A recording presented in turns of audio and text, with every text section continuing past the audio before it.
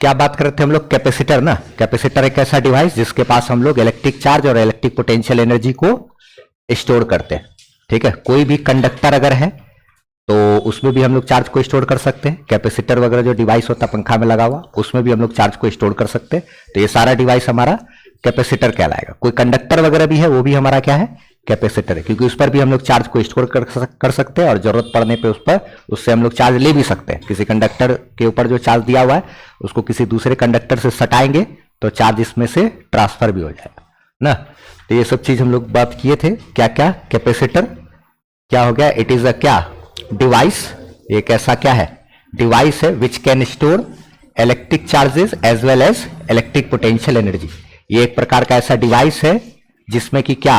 Electric charge और electric potential energy को जो कि स्टोर करता है। और एक बात, ये जो कोई भी कंडक्टर है किसी भी शेप या फिर साइज का, वो कैसे बिहेव करेगा? कैपेसिटर की तरफ। क्योंकि कोई भी कंडक्टर है तो उसमें हम लोग चार्ज को स्टोर कर सकते हैं, उसके ऊपर चार्ज दे सकते हैं ना। तो क्या है? कोई भी कंडक्टर किसी भी शेप साइज का रहता है तो वो एक कैपेसिटर की तरह बिहेव करता है। कोई भी कंडक्टर ना। अच्छा, कोई भी कंडक्टर है वो हमारा किस तरह से बिहेव करेगा? कैपेसिटर की तरफ। आगे एक टॉपिक है हमको पढ़ने के लिए, कैपेसिटी।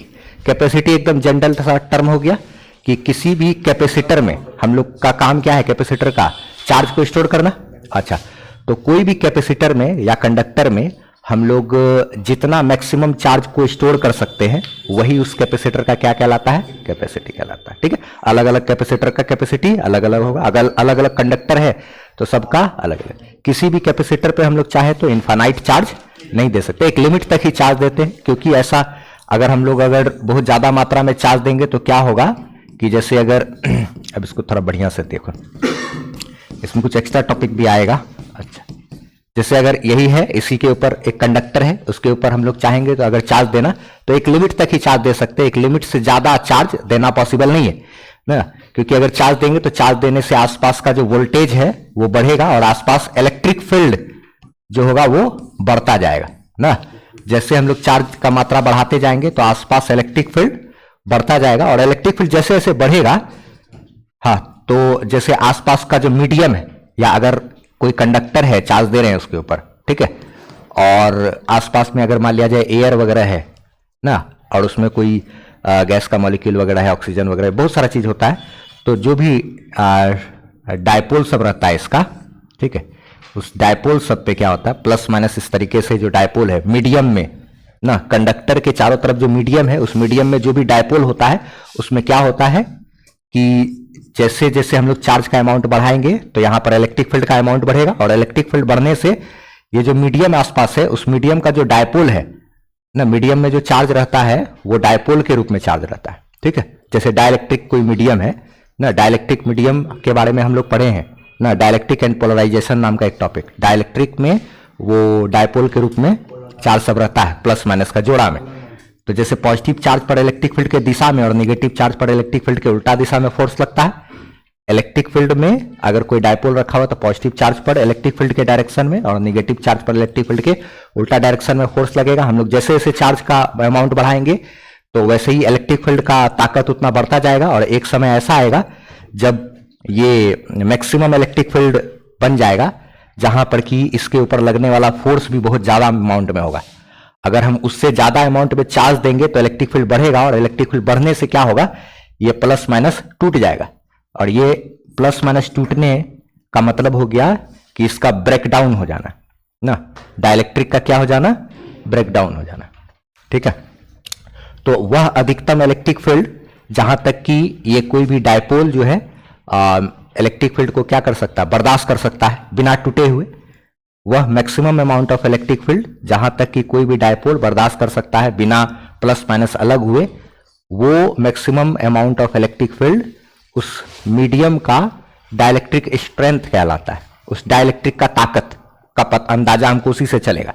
जैसे चारों तरफ इस कंडक्टर के चारों तरफ जो डाइलेक्ट्रिक मीडियम है, उस मीडियम का जो ताकत है उसका अंदाजा हमको कैसे पता चलेगा कि कितना अधिकतम इलेक्ट्रिक फील्ड को ये बर्दाश्त कर सकता है ना।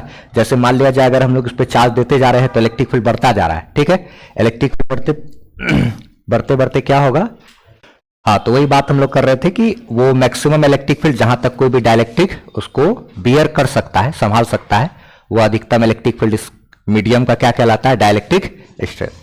तो हम लोग एक लिमिट तक ही चार्ज दे सकते हैं किसी भी कंडक्टर के ऊपर या कैपेसिटर के ऊपर, और उस लिमिट से अगर ज्यादा दे देंगे तो इलेक्ट्रिक फील्ड एक लिमिट से को क्रॉस कर देगा, और इलेक्ट्रिक फील्ड अगर लिमिट क्रॉस करेगा तो इस डायपोल को क्या कर देगा, वो तोड़ देगा, प्लस माइनस, है ना।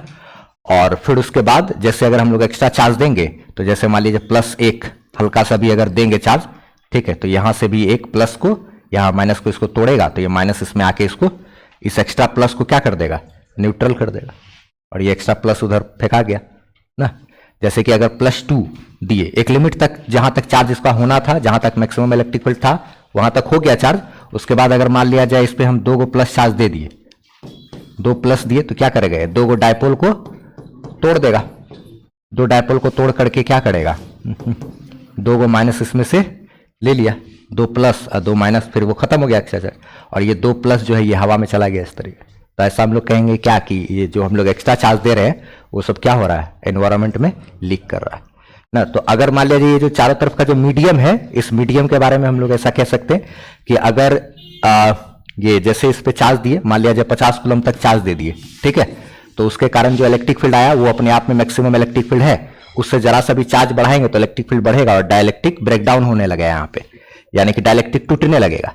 तो हम चाहते हैं क्या कि अगर इस पे हम और भी ज्यादा अमाउंट में क्या दे, चार्ज दे, यानी कि इसकी कैपेसिटी को और अगर बढ़ाना चाहते हैं और ज्यादा चार्ज देना चाहते हैं, तो आसपास का मीडियम को हम चेंज कर देंगे, मीडियम चेंज करके ज्यादा ताकत वाला मीडियम लाएंगे जो कि बर्दाश्त कर सके ज्यादा चार्ज को ना। जैसे इस मीडियम को चेंज करके ज्यादा क्या करेंगे, ज्यादा इलेक्ट्रिक फील्ड को बर्दाश्त करने वाला कोई मीडियम लेके आएंगे, ज्यादा डाइलेक्ट्रिक स्ट्रेंथ वाला लेकर के आएंगे, ठीक है। उससे क्या होगा कि हम थोड़ा सा चार्ज और बढ़ा सकते हैं।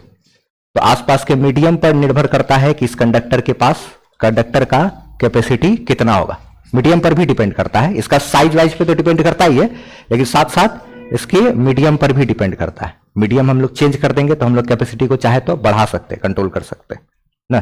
ज्यादा डाइलेक्ट्रिक स्ट्रेंथ वाला, ज्यादा इलेक्ट्रिक फील्ड बर्दाश्त करने वाला कोई मीडियम लेकर के आएंगे तो इस पे चार्ज का अमाउंट थोड़ा सा बढ़ा सकते हैं, ठीक है। तो कैपेसिटी वही हो गया क्या, इट इज द क्या, maximum amount of charge which can be stored bye capacitor. जो अधिकतम अमाउंट ऑफ चार्ज कोई भी कैपेसिटर स्टोर कर सकता है वही क्या है, उसका कैपेसिटी ना। और कैपेसिटी या कंडक्टर जो है, ये कैपेसिटी जो है किसी भी कैपेसिटर या कंडक्टर का जो निर्भर करता है उसके मीडियम पर ना, प्रेजेंट अराउंड दी कंडक्टर। किसी भी कंडक्टर के आसपास जो मीडियम है उस पर भी कैपेसिटी निर्भर करता है। अगर ज्यादा इलेक्ट्रिक फील्ड बर्दाश्त करने वाला होगा तब तो हम लोग चार्ज भी ज्यादा मात्रा में डाल सकेंगे, लेकिन आसपास का मीडियम अगर ज्यादा इलेक्ट्रिक फील्ड बर्दाश्त नहीं कर सकता है तो फिर हमको चार्ज भी एक लिमिट तक ही रखना पड़ेगा ना, बहुत ज्यादा मात्रा में चार्ज नहीं दे सकते। इनफाइनाइट चार्ज तो करना पॉसिबल ही नहीं है, ठीक है। चार्ज भी हम लोग करेंगे तो कहां तक, एक लिमिट तक ही चार्ज कर सकते हैं, ठीक है। एक बात छोटा सा नोट में हम लोग क्या लिखे हैं ना कि कोई भी कंडक्टर है अगर, तो उसको जो चार्ज किया जा सकता है सिर्फ एक सर्टेन लिमिट तक ही चार्ज किया जा सकता है, क्योंकि जो एक्स्ट्रा चार्ज हम लोग अगर किसी भी कंडक्टर को देंगे तो वो लीक कर जाएगा, कहां, मीडियम में, जो कि आसपास रखा हुआ होता है ना, ड्यू टू डाइलेक्ट्रिक ब्रेकडाउन ना। अगर हम लोग किसी भी कंडक्टर को एक लिमिट तक ही चार्ज देंगे तो उससे ज्यादा अगर चार्ज देंगे तो वो सारा चार्ज क्या हो जाएगा, मीडियम में लीक करना शुरू कर देगा ना। वो डायपोल सबको तोड़ने लगता है ना, तो लीक करना शुरू कर देगा, और वहां पे क्या, वो डाइलेक्ट्रिक ब्रेकडाउन होने के कारण ना, एक लिमिट से ज्यादा देंगे तो डाइलेक्ट्रिक ब्रेकडाउन होना शुरू करेगा और मीडियम में चार्ज लीक होने लगेगा। ये सब बात हम लोग लिखे थे पहले क्या, अच्छा ठीक। अच्छा, और एक बात कि a capacitor can not store infinite charge. एक कैपेसिटर जो है इनफाइनाइट चार्ज को स्टोर नहीं कर सकता ना, एक लिमिट तक ही चार्ज को स्टोर करेगा। अगर हम लोग किसी भी, in order to increase the capacity of a capacitor, capacitor या फिर कंडक्टर एक ही बात, ठीक है। किसी भी कैपेसिटर की कैपेसिटी को, यानी कि चार्ज जमा करने की क्षमता को अगर हम बढ़ाना चाहते हैं तो क्या करेंगे, we can replace the medium around conductor by another medium having higher dielectric strength. ज्यादा इलेक्ट्रिक फील्ड को बर्दाश्त करने वाला मीडियम से क्या करेंगे, आसपास का मीडियम को बदल देंगे ना। किसी कंडक्टर के आसपास का जो मीडियम है उसमें क्या करेंगे हम लोग, उसको हटा करके एक ऐसा मीडियम लाएंगे जो ज़्यादा इलेक्ट्रिक फील्ड को बर्दाश्त कर सके। तो इस प्रकार हम लोग किसी भी कंडक्टर के कैपेसिटी को बढ़ा सकते हैं, अमाउंट चार्ज का बढ़ा सकते हैं। ठीक है, अच्छा उसके बाद ये जो बार बार जो हम लोग वर्ड यूज कर रहे एक चीज कि डाइलेक्ट्रिक क्या हो गया, ब्रेकडाउन ना। डाइलेक्ट्रिक ब्रेकडाउन का मतलब क्या हो गया, आसपास के मीडियम का डायपोल सबका टूटना ना, प्लस और माइनस का क्या होना, टूटना ही तो डाइलेक्ट्रिक क्या है, ब्रेकडाउन ना ना। हाँ, स्प्लिटिंग ऑफ क्या, dipole in presence of electric field. Electric field के मौजूदगी में किसी डायपोल का क्या होना, टूट जाना ही डाइलेक्ट्रिक ब्रेकडाउन है। डाइलेक्ट्रिक वो क्या है, ब्रेकडाउन। अच्छा, उसके बाद एक और चीज होता है डाइलेक्ट्रिक स्ट्रेंथ। एक बार बिहार बोर्ड में ये पूछा है क्वेश्चन कि डाइलेक्ट्रिक स्ट्रेंथ क्या होता है ना, यानी कि डाइलेक्ट्रिक का ताकत ना। तो डाइलेक्ट्रिक का ताकत तो वही ना हुआ, कितना अधिकतम इलेक्ट्रिक फील्ड को बर्दाश्त कर पाएगा बिना टूटे हुए। ठीक है, सिंपल। तो डाइलेक्ट्रिक स्ट्रेंथ हम लोग समझ ही रहे हैं क्या हो गया, it is the maximum strength of electric field. It is the maximum strength of क्या, इलेक्ट्रिक फील्ड, या इलेक्ट्रिक फील्ड का वह अधिकतम ताकत या मान ना विच can B beared by an electric dipole of a medium without dielectric breakdown। बिना डाइलेक्ट्रिक ब्रेकडाउन हुए ना कोई मीडियम जितना अधिकतम इलेक्ट्रिक फील्ड को बर्दाश्त कर पाता है, बिना डाइलेक्ट्रिक ब्रेकडाउन हुए कोई भी मीडियम जितना अधिकतम इलेक्ट्रिक फील्ड को बर्दाश्त कर पाता है, वही उस मीडियम का डाइलेक्ट्रिक स्ट्रेंथ कहलाता है।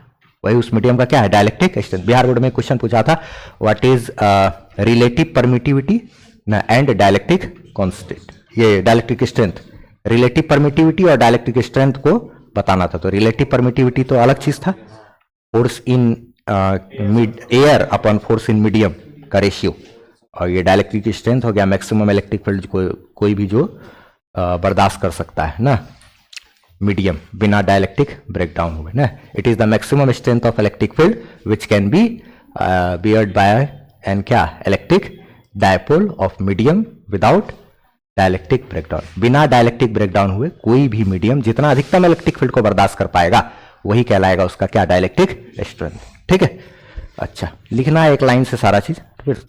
अच्छा, उसके बाद एक हम लोग क्या बात की, कैपेसिटेंस का ना। तो कैपेसिटेंस क्या होता है, जैसे कि कोई भी अगर हम लोग कैपेसिटर है या फिर कंडक्टर है, उसको चार्ज देंगे तो चार्ज देने के बाद क्या होगा, उसका थोड़ा सा पोटेंशियल बढ़ेगा ना। जैसे कि अगर मान लिया जाए ये कोई कंडक्टर है, इसके ऊपर अगर हम लोग चार्ज का अमाउंट बढ़ाएंगे तो चार्ज का अमाउंट बढ़ाने से, ठीक है, चार्ज का अमाउंट बढ़ाने से जो इसका पोटेंशियल है ना वो बढ़ता है। भी से पोटेंशियल को डिनोट करते हैं, यानी साधारण भाषा में ऐसे वोल्टेज वोल्टेज समझ सकते हो, कुछ वोल्टेज जैसा कुछ। अच्छा, पोटेंशियल बढ़ने लगता है, चार्ज दे बढ़ाएंगे तो पोटेंशियल बढ़ेगा। इसमें एक बात है, जैसे मान लिया जाए पहले शुरू में कोई चार्ज नहीं है तो पोटेंशियल भी जीरो है शुरू में। जैसे हम लोग इसके ऊपर 10 कूलम चार्ज दिए, ठीक है, इसका पोटेंशियल 5 वोल्ट हो गया। तो 10 कूलम चार्ज देने से 5 वोल्ट ना, तो हर एक वोल्ट के लिए कितना, 2 कूलम लगा है। हर एक वोल्ट के लिए कितना, 2 कूलम। तो प्रत्येक वोल्ट के लिए जितना कूलम चार्ज देने का जरूरत पड़ता है। हाँ, तो कैपेसिटेंस हम लोग समझ गए क्या है ना। हाँ, 1 वोल्ट से पोटेंशियल को बढ़ाने में जितना हमको चार्ज देना पड़ेगा ना, हर एक वोल्ट के लिए जितना चार्ज लगता है ना। तो कैपेसिटेंस सी इक्वल टू क्या, क्यू बाई भी कर सकते हैं हम लोग, यानी कि 10/5 ना। तो ये हमारा क्या आ गया, 2 ना। 2 कूलम लग रहा है प्रत्येक वोल्ट के लिए, 2 कूलम लग रहा है प्रत्येक वोल्ट के लिए, यही हमारा क्या है, कैपेसिटेंस। इसको 2 कूलम पर वोल्ट या फिर क्या 2 फैराड भी बोलते हैं, 2 कूलम पर वोल्ट या फिर क्या फैराड। तो ऐसे ऑब्जेक्टिव में क्वेश्चन ऐसे भी पूछ सकता है कि 1 coulomb per volt is equal to क्या, 1 फैराड, ऐसे भी। अब प्रैक्टिकल यूनिट इसका माइक्रो फैराड चल कर चलता, बताते हैं। जैसे कैपेसिटेंस क्या हो गया, it is the amount of charge required to increase the potential of a capacitor by 1 volt. किसी भी कैपेसिटर के पोटेंशियल को 1 वोल्ट से बढ़ाने के लिए जितना चार्ज लगता है, वही उस कैपेसिटर का कैपेसिटेंस कहलाता है। किसी भी कैपेसिटर के पोटेंशियल को 1 वोल्ट से बढ़ाने के लिए हमको जितना चार्ज लगता है, वही उस कैपेसिटर का क्या है ना, पर वोल्ट से पोटेंशियल बढ़ाने में जितना चार्ज लगा ना। इसको हम लोग सी से डिनोट करते हैं ना। और इसका फॉर्मूला सी इक्वल टू क्या, अभी हम लोग पढ़े, क्यू बाई भी।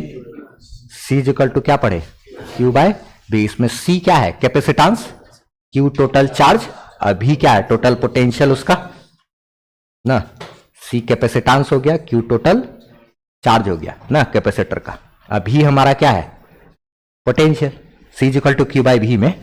अच्छा, इसी में इसका ऐसा यूनिट हम लोग अभी अभी पढ़े, ऊपर चार्ज नीचे पोटेंशियल, तो कूलम पर वोल्ट या फिर क्या फैराड, कूलम पर वोल्ट या फिर क्या फैराड होता है। इसका प्रैक्टिकल यूनिट भी एक है, प्रैक्टिकल यूनिट होता है माइक्रोफैराड, माइक्रोफैराड। वो जो कैपेसिटर वगैरह कंडेंसर ये सब पंखा का जो होता है उसको जो खरीदेंगे ना हम लोग, तो उसमें क्या होता है ना, ये पूछता है कितना चाहिए, तो 2.5 का या फिर 1.5 का, तो वो माइक्रोफैराड ही पूछता है ना, 2.5 माइक्रोफैराड का या फिर 1 माइक्रोफैराड का मतलब, माइक्रो का मतलब होता है 10⁻⁻⁶ ना, जैसे कि अगर 1 माइक्रोफैराड इसका मतलब हो गया 10⁻⁻⁶ फैराड, अगर 2 माइक्रोफैराड है इसका मतलब हो गया 2 × 10⁻⁻6 फैराड, 5 माइक्रोफैराड है इसका मतलब 5 × 10⁻⁻6 फैराड, ऐसे कर ना। तो माइक्रोफैराड वगैरह ये सब चीज होता है।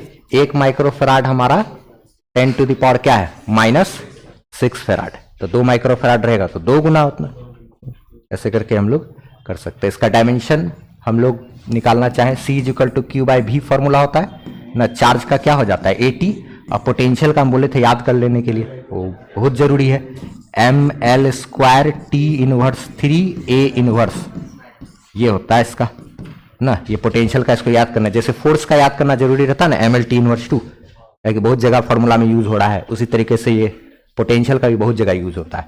तो अब इसी में देखो तो m नीचे से ऊपर चला जाएगा तो m का पावर -1, l नीचे से ऊपर जाएगा तो l का पावर क्या होगा -2, t नीचे से ऊपर चला जाएगा तो t का पावर -3 है ही, ऊपर जाएगा तो t का पावर +3, और एगो t और है ना, तो 3 और 1 4, t का पावर 4 और a का पावर -1 है, ऊपर जाएगा तो a का पावर +1 और एगो और a है, तो हो जाएगा क्या a का स्क्वायर। तो ये कैपेसिटेंस का क्या हो गया डायमेंशन हो गया, ये कैपेसिटेंस का डायमेंशन। ठीक, अच्छा अब एक क्वेश्चन हम लोग थोड़ा सा देखते हैं। ठीक, क्वेश्चन क्या है अपने पास, बहुत टाइम है लिखने के लिए। तो calculate capacitance of a charged spherical shell having radius R। एक बात याद रखना, कभी भी शेल बोले ना तो समझना कि कंडक्टिंग स्फेयर की बात कर रहे हैं, कंडक्टिंग ना, कंडक्टर का बना हुआ कोई गोला का बात कर रहे हैं ना, कभी भी सेल लिखने का मतलब, ये बात ध्यान रखना। ठीक है, अच्छा तो calculate capacitance of a charged spherical shell having radius R, यानी कि हमको करने के लिए क्या बोल रहा है कि एक स्फेयर है अपने पास, ठीक है, और इसका रेडियस R है, और इसके ऊपर हम लोग चार्ज दे दिए हैं कितना Q चार्ज दे दिए, मान लो कुछ भी चार्ज दे दिए है, चार्ज के बारे में कुछ नहीं बोला, तो जब कोई भी चीज कुछ नहीं दिया रहे ना तो उसको मान लेते हैं कि अच्छा वो इतना है।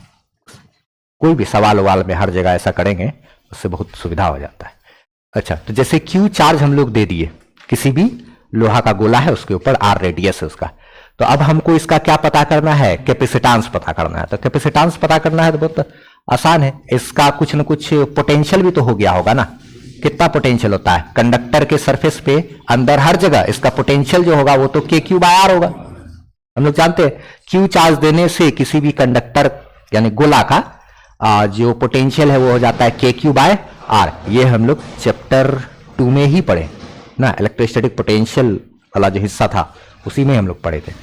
तो इतना हो गया, इसीलिए हम लोग जानते हैं अपने पास चूंकि क्या होता है C इक्वल टू Q/V, यही ना फॉर्मूला है क्या, तो C इक्वल टू Q/V, तो C इक्वल टू Q के जगह पे हम लोग Q छोड़ दिए, अभी के जगह पे क्या डाले KQ/R, Q से Q कट जाएगा तो ये क्या बचा 1/K/R, R नीचे से ऊपर चला जाएगा तो 1 में गुना हो जाएगा तो R/K, यानी कि बस कैपेसिटेंस जो होता है किसी भी लोहा का गोला का R/ क्या होता है K।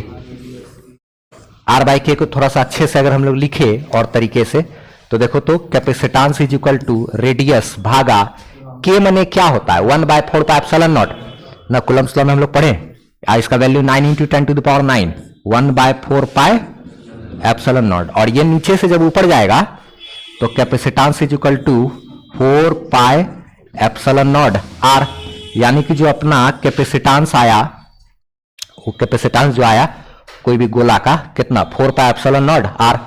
अच्छा, यानी कि आर बाय कांस्टेंट ना, तो खाली कैपेसिटेंस रेडियस पे निर्भर कर रहा है। कैपेसिटेंस किस पे, रेडियस पे निर्भर। अच्छा, फॉर्मूला को जब इस रूप में लिखे तो यहां देखो एप्सिलॉन नॉट है। अच्छा, अगर किसी भी कंडक्टर के आसपास कोई मीडियम आ जाएगा तो यहां पे एक टर्म एप्सिलॉन नॉट के बगल में एप्सिलॉन आर डालेंगे। हम लोग तो बात तो पहले भी बोल दिए है कि कभी भी कोई मीडियम का अगर मौजूदगी आया तो हम लोग क्या करेंगे, एप्सिलॉन नॉट के बगल में एक एप्सिलॉन आर डालेंगे।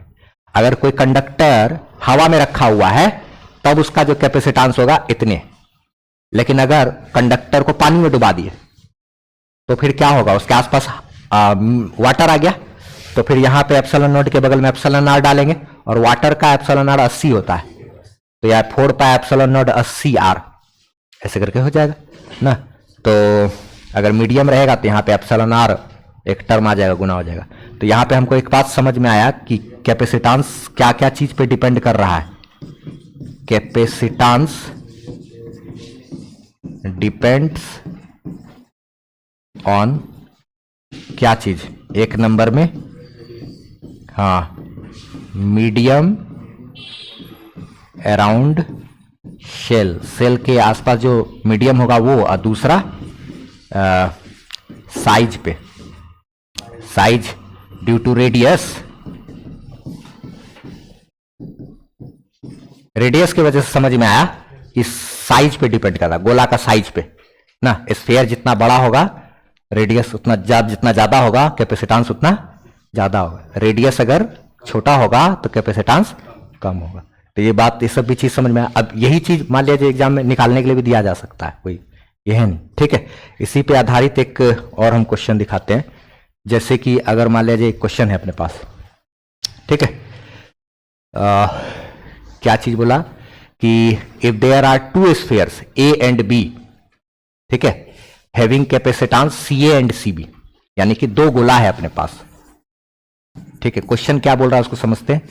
एक गोला है ए, ठीक है, और जो दूसरा गोला है वो है बी, ठीक है। इसका कैपेसिटेंस दिया हुआ है सी बी, और इसका जो कैपेसिटेंस है वो है क्या, सी ए, ठीक है। अच्छा, एक बात और, the volume of sphere A is twice the volume of sphere B, यानी कि जो ए का जो वॉल्यूम है ना, यानी कि जो भी ए है वो 2 गुना है वॉल्यूम ऑफ स्फीयर बी के। वॉल्यूम ऑफ ए बराबर 2 गुना वॉल्यूम ऑफ बी, ठीक है। तो बताइए, क्या बताइए, ए का कैपेसिटेंस बटे बी का कैपेसिटेंस क्या आएगा।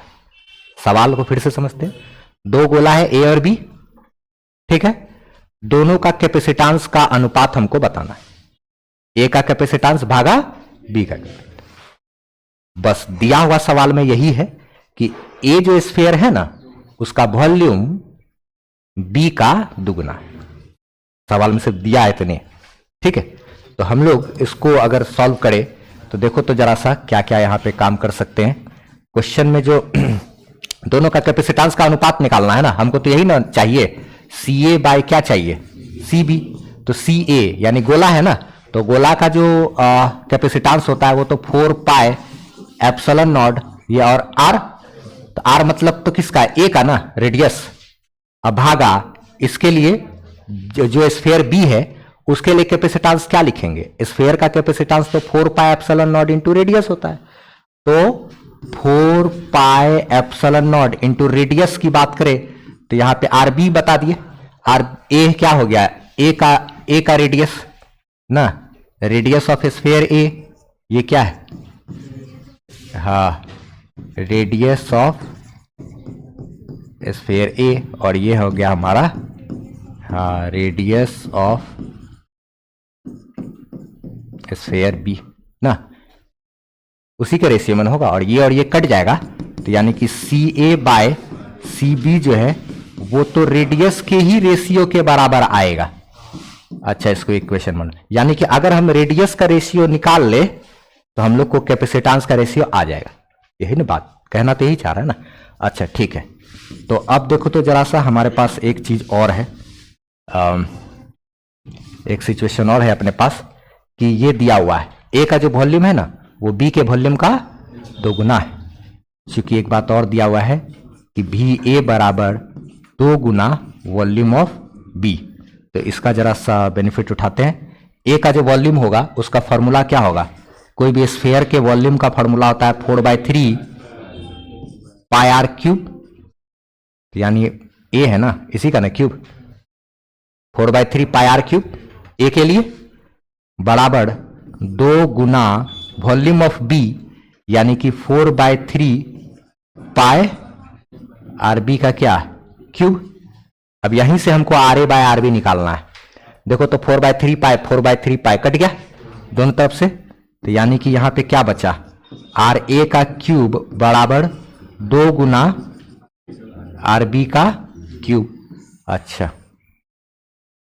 उसके बाद इसको इधर डिवाइड में लेके आएंगे तो यहां पे क्या होगा, आर ए का क्यूब भागा आर बी का क्यूब बराबर क्या है 2, यानी कि आर ए भागा आर बी का होल क्यूब बराबर क्या है 2। इसीलिए R A by R B is equal to, ये उधर जाएगा तो 2 to the power 1/3। और यही तो है हमारा क्या, ये ना। हम लोग एक बात को तो लिख सकते हैं यहां पर ना, तो ना ये लास्ट वाला पोर्शन है, लास्ट में यहां पे लिखेंगे ना, पहले ये फिर ये तीसरा फिर ये और ये चौथा नंबर में ये। ठीक है, तो क्या स्टेप बाय स्टेप किए तो ना लिख सकते हैं हम लोग फ्रॉम 1 and 2 ना। यही R A by R B ये यहां पुट कर देंगे तो उसकी जगह पे, इसीलिए हमारे पास क्या सी ए बाय सी बी, यानी कैपेसिटेंस का जो अनुपात आया 2 to the power 1/3 आया। ये हमारा क्या हो गया आंसर। अच्छा, ये जो इस अर्थ है ना, अर्थ भी तो गोला है ना, उसका भी कैपेसिटेंस होता है शायद 711 कुछ फैराड, 711 फैराड या ऐसे कुछ है, एग्जैक्ट हमको ध्यान में है नहीं। ठीक है, तो एक बार जरा नेट पर से देखो क्या होता है, हमको बताओ कैपेसिटेंस ऑफ अर्थ, और उसको याद भी रखना है, ऑब्जेक्टिव में कहीं पे पूछ सकता है। ठीक है, कैपेसिटेंस ऑफ अर्थ ऐसे कुछ 711 ऐसे करके कुछ धुंधा धुंधा याद आ रहा है, एक बार देख लो तो जरा। अच्छा चलो, इसको हम लोग एक बार सारा चीज का ये कर लेते हैं, क्या क्या चीज हम लोग पढ़े। ठीक है,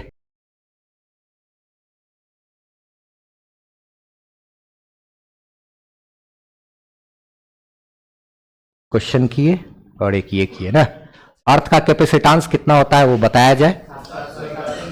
711 ही होता है ना, 711 क्या आगे माइक्रोफैराड है। अच्छा अच्छा अच्छा, तो ये बात छोटा सा एक बात एक्स्ट्रा एगो ऑब्जेक्टिव में काम देगा ना, कैपेसिटेंस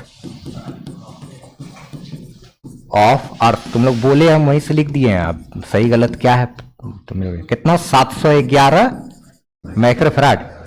ठीक है, तो इसको याद कर लेना, ऑब्जेक्टिव वगैरह में ये काम देगा। अगर इसको निकालना चाहे तो निकाल भी सकता है आदमी। कैपेसिटेंस बराबर 4 pi epsilon naught into R होता है ना फॉर्मूला, तो कैपेसिटेंस बराबर 4 pi epsilon naught into earth का रेडियस 6400 किलोमीटर होता है।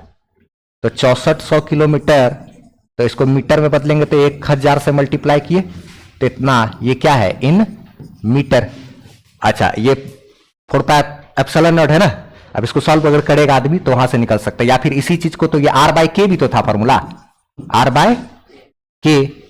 अच्छा, के सी इज इक्वल टू रेडियस हो गया 6400,000, 6400 किलोमीटर था, 1000 से गुना करके मीटर में बदले। अब के का मान था 9 × 10⁻⁹। इसको तो सॉल्व किया जा सकता है, ये दोनों को भाग करोगे तब यही चीज हमारा आ जाएगा। कितना ये आएगा 711 गुना 10⁻⁻⁶, इतना फैराड, तब ना इसको लिखा हुआ होगा C इज इक्वल टू क्या 711 माइक्रोफैराड। अब ऐसे इसको जरा सॉल्व करना, बताना कि क्या गुना भाग करके एडजेक्ट कितना आता है, कैलकुलेटर वगैरह से इस्तेमाल करके एक बार भाग करके, लगभग वही होगा तभी इसको लिखा हुआ है। ठीक है, तो ये आखिरी पॉइंट हो गया। अब इसको लिखना है, ठीक है। हम लोग लास्ट क्लास में पढ़े थे कि अगर कोई भी सिंगल कंडक्टर है तो कंडक्टर के पास हम चाहे तो चार्ज स्टोर कर सकते हैं, और एक सिंगल कंडक्टर के पास चार्ज दे करके रख सकते हैं, और फिर जरूरत पड़ा तो किसी दूसरे कंडक्टर से जैसे सटाएंगे तो क्या होगा, इस कंडक्टर से दूसरे कंडक्टर में चार्ज का ट्रांसफर हो सकता है। तो एक सिंपल सा सिंगल जो कंडक्टर है उसको हम लोग कैपेसिटर की तरह यूज कर सकते हैं। लेकिन फिर भी कैपेसिटर को बनाने के लिए हम लोग अक्सर जो प्रैक्टिकली जो हम लोग कैपेसिटर जो क्रिएट करते हैं, उस कैपेसिटर को बनाने में हम लोग 2 कंडक्टर का इस्तेमाल करते हैं। 2 कंडक्टर बोले तो जैसे कि एक कंडक्टर यहां, एक कंडक्टर यहां आमने सामने रख करके तब हम लोग कैपेसिटर बनाते हैं। इसका क्या फायदा होता है वो समझा देते हैं। जैसे अगर मान लिया जाए ये एक कंडक्टर है, ये एक कंडक्टर, एक सिंगल कंडक्टर भी अपने आप में कैपेसिटर है, ये एक सिंगल कंडक्टर भी अपने आप में कैपेसिटर है। लेकिन कैपेसिटर जो हम लोग इस्तेमाल करते हैं पंखा वगैरह में या कहीं पर भी, उसमें क्या करते हैं, 2 कंडक्टर को आसपास रखा जाता है। 2 कंडक्टर को पास में रखते हैं और उनके बीच कोई इंसुलेटिंग मटेरियल डाल देते हैं। इंसुलेटिंग मटेरियल या फिर क्या, कोई डाइलेक्ट्रिक या इंसुलेटर डाल करके रखे हैं। ये इंसुलेटर क्यों रखे हैं वो भी समझ लिया जाए। जैसे कि ये एक प्लेट है, ये एक प्लेट है, ये कंडक्टर, इस दोनों कंडक्टर को अगर हमको क्या करना है, चार्ज करना है, तो चार्ज करने के लिए हम लोग इसको ले जाकर के किसी बैटरी से कनेक्ट किए। ये पॉजिटिव टर्मिनल, ये बड़ा वाला जो होता है ना बैटरी का, ये पॉजिटिव टर्मिनल होता है, छोटा वाला नेगेटिव टर्मिनल होता है। इसको थोड़ा देर के लिए हम सटाएं पॉजिटिव और नेगेटिव से, जैसे कि कोई भी कंडेंसर वगैरह को कैपेसिटर को चार्ज करने के लिए प्लग में घुसाते हैं, निकालते हैं, तो वही थोड़ा देर के लिए पॉजिटिव नेगेटिव से सटाए और हटा लेंगे। तो ऐसा करने से क्या होगा, ये इस वाले को पॉजिटिव प्लेट से कनेक्ट किए थे, इधर वाले को पॉजिटिव से कनेक्ट किए तो इस पे पॉजिटिव चार्ज डेवलप हो जाएगा, ठीक है। अच्छा, और इस वाले को क्या चीज से, नेगेटिव से कनेक्ट किए थे तो इसको नेगेटिव चार्ज डेवलप हो जाएगा। ये सरफेस के ऊपर रहेगा, यहाँ बाहर में चार्ज, यहाँ बाहर में रहेगा, ठीक है।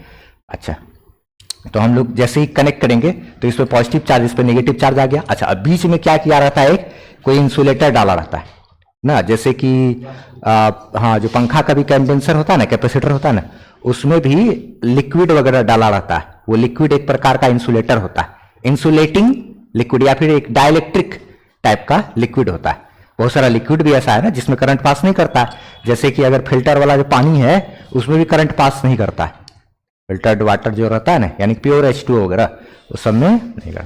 वो प्योर H2O उतना जाने की जरूरत नहीं है। नॉर्मल जो, हाँ ये है नॉर्मल वाटर, ट्यूबवेल वाला नहीं, उसमें तो करंट चल जाता है। लेकिन तुम्हारा ये जो है RO वगैरह का जो पानी वगैरह रहता है, जो फिल्टर विल्टर लगा रहता है, उसमें करंट नहीं चलता। प्रैक्टिकली उसको तो किए हैं हम, ठीक है, देखे तो उसमें नहीं चल रहा था, ठीक है। तो अब ये बीच में इंसुलेटर इसलिए डाले ताकि पॉजिटिव अलग सेपरेट रहे, नेगेटिव अलग सेपरेट रहे। ये सारा का सारा चार्ज कंडक्टर के सरफेस पर रहता है।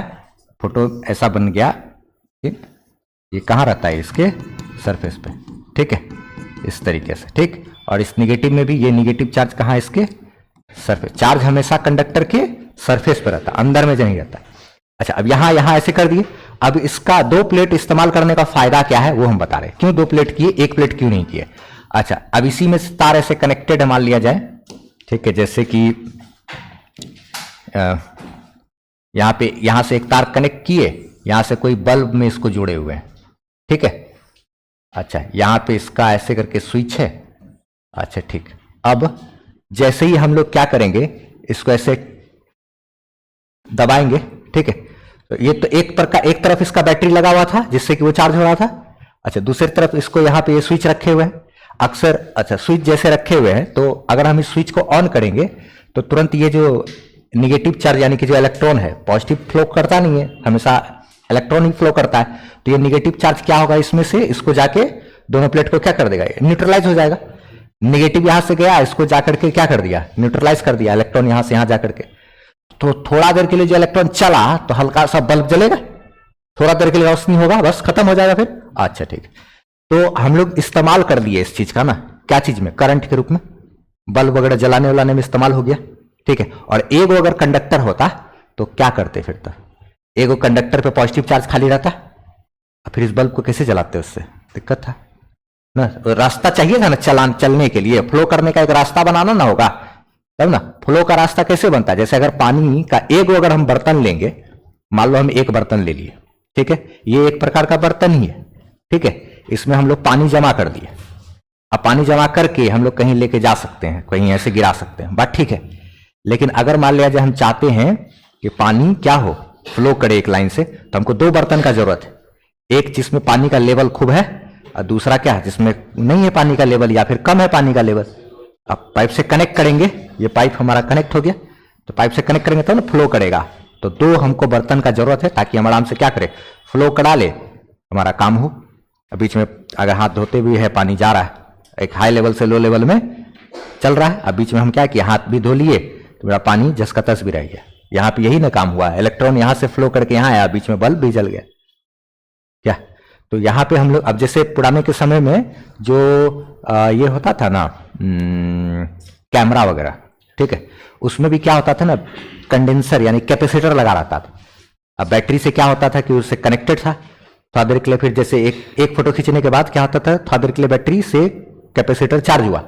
अब होने के बाद जब हम लोग स्विच ऑन करते थे तो स्विच ऑन करने समय क्या होता था कि जो वो फोकस करके एक लाइट जो आता ना बहुत ज्यादा मात्रा में, नहीं जो लाइट आता था, तो वो एक बैटरी से तो लाइट देता ही है, लेकिन थोड़े देर के लिए जो कैपेसिटर है ना यही रोशनी देता है।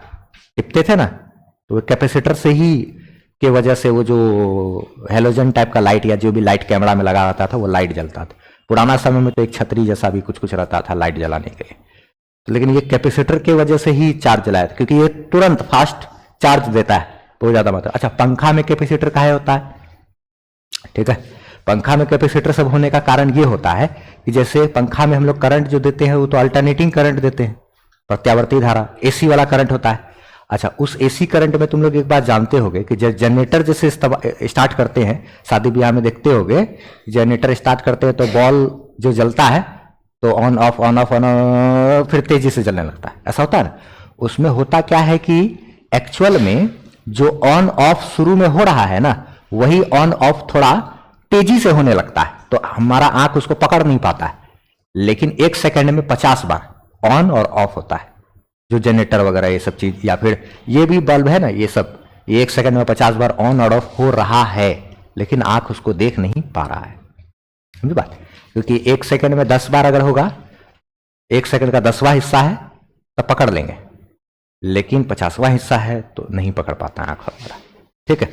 लेकिन ये सब ऑन ऑफ हो रहा है, ठीक है। तो पंखा में भी क्या होता है ना कि एक सेकंड में 50 बार क्या हुआ, ऑन और ऑफ, लाइट उसको 50 बार गया और 50 बार ऑफ भी होता है, ठीक है। तो ऑन ऑफ जैसे हुआ तो उसमें क्या होता है, फ्रीक्वेंसी कहते हैं ये सब चीज को। इंडिया में जैसे 50 है, अमेरिका वगैरह में 60 हर्ट्ज का फ्रीक्वेंसी होता है, ठीक है। मतलब एक सेकंड में 60 बार वहां का डायनेमो वगैरह घुमाने का क्षमता वगैरह वो सब चीज सीखेंगे चैप्टर नंबर 7 में, बहुत डिटेल में कैपेसिटर वगैरह पे बातचीत करेंगे ना। तो यहाँ पे तो हल्का सा इंट्रोडक्शन है बस खाली।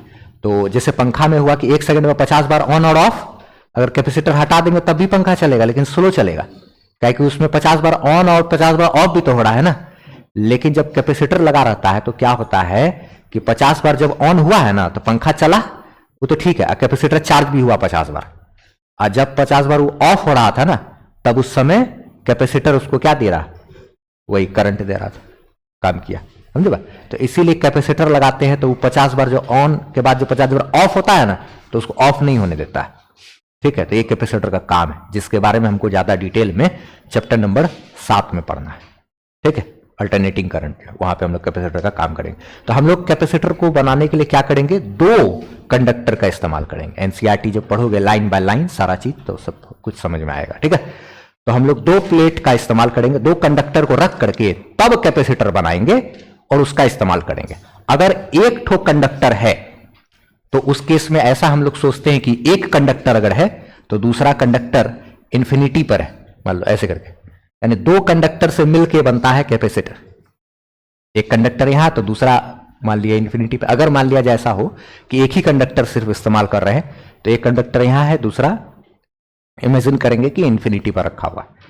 एक कंडक्टर भी अपने आप में कैपेसिटर है, वैसे एक कंडक्टर भी अपने आप में कैपेसिटर है, लेकिन सुविधाजनक और इस्तेमाल करने में अच्छा तब होगा जब 2 कंडक्टर का इस्तेमाल करेंगे, ठीक है।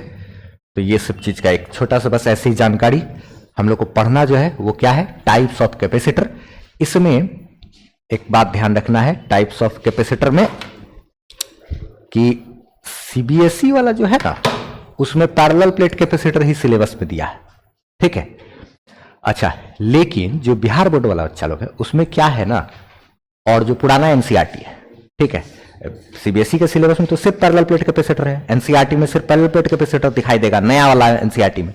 लेकिन पुराना एनसीईआरटी में क्या है ना कि एक एडिशनल एक्सरसाइज का क्वेश्चन हुआ करता था जिसमें कि इस पर आधारित क्वेश्चन है, थोड़ा सा इसका जिक्र कहीं ना कहीं हल्का हल्का जिक्र है कहीं पर क्वेश्चन में, ठीक है, एडिशनल एक्सरसाइज के क्वेश्चन में।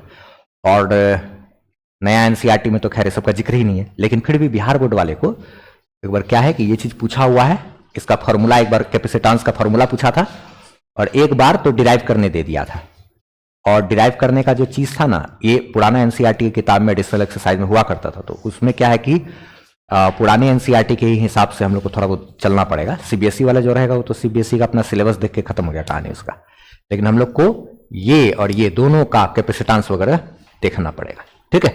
लेकिन नया एनसीईआरटी में सिर्फ यही नजर आएगा, तो इसका तो सारा डिटेल में सब कुछ पढ़ लेंगे और इसका भी कैपेसिटेंस हम लोग खाली निकाल देंगे, थोड़ा सा काम कर देंगे। तो सबसे पहले अब हम लोग ये टाइप्स ऑफ कैपेसिटर, ये और ये इसको हेडिंग दे लिए, ठीक है। तो अब आगे हम लोग बात करते हैं, पहला वाला जो है अपना पैरेलल प्लेट कैपेसिटर, वो पढ़ते हैं, हेडिंग देते हैं पैरेलल प्लेट कैपेसिटर।